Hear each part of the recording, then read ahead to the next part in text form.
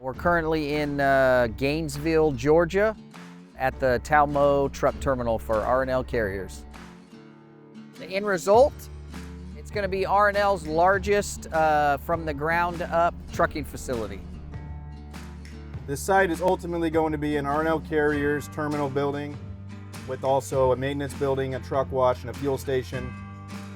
Right now, the job site is currently almost finished with all of the dirt work, and we are going into starting to pour foundations. What's it looking like now? It looks like Mars. It's a whole lot of dirt. It looks like a forest that we've cut down flat and are hoping to turn it into something. It is coming along very well, ahead of schedule as far as dirt, and we are trying to be looking ahead of what problems might be arising and taking care of those things as needed.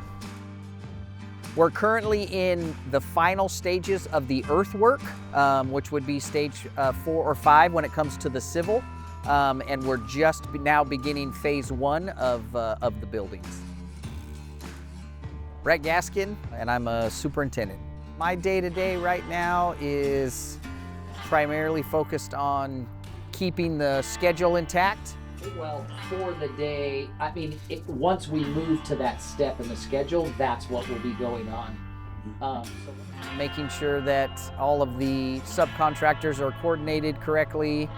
Having that stuff delivered first of next week, that would be fantastic if you already got it. Keeping my guys, keeping all of our people and all of my subs safe, and just really primarily focusing on schedule. We are about to start phase 1, so we're starting foundation for the maintenance building.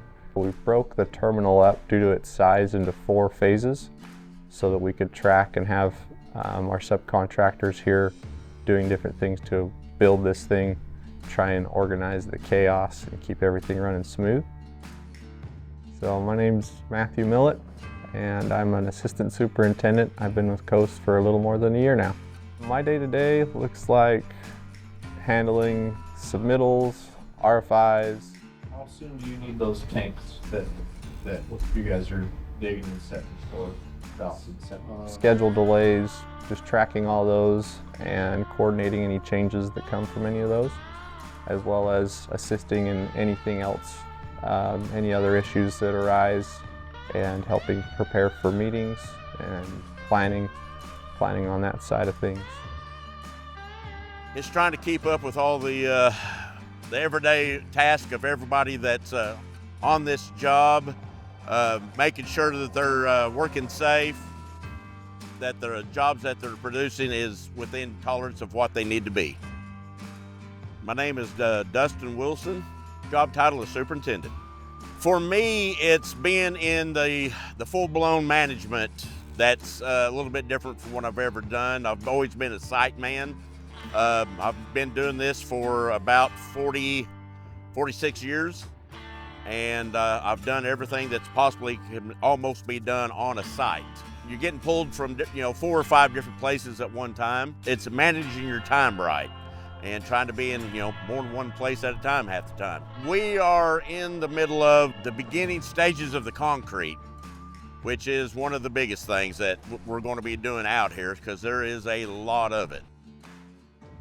We're in the concrete phase right now. The dirt work is basically almost there. So now we're moving into pouring concrete. In about a month, we'll be paving.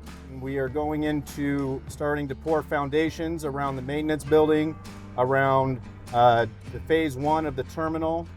My name is Tony Gaskin. I am a superintendent here at Coast Construction Group.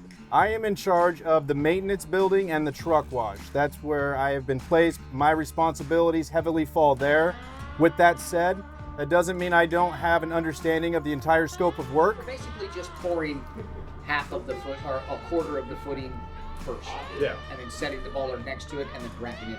Okay. I will let him know that is the detail in there. Yeah. My day-to-day consists of just managing subs, putting out fires, coming up with solutions to problems, making sure things are done on time, and checking, really being a part of what the subs are doing, making sure that the details in the plans that it calls out are correctly being executed down in the field. So I spend a lot of time down there making sure I'm communicating as well things that I find so that we can appropriately fix the issue or continue on as, you know, business as usual. So challenges that arise are basically things that were unforeseen until we got to them. So in this case, all of the rock.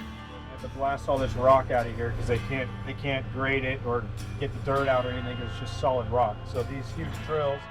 And so they would drill all these holes in a pattern, you know, in an organized pattern. Put the liquid down, compact it. See all these flags here? So those are all holes. They drill them way deep into the rock, And then they would put in a liquid explosive. and then you know they string it with all the wires so that they can set the charge off, and then it blasts in sections. Super cool, super efficient, super controlled, and it just, I don't see any other way we could have done it. Got that rock out of there.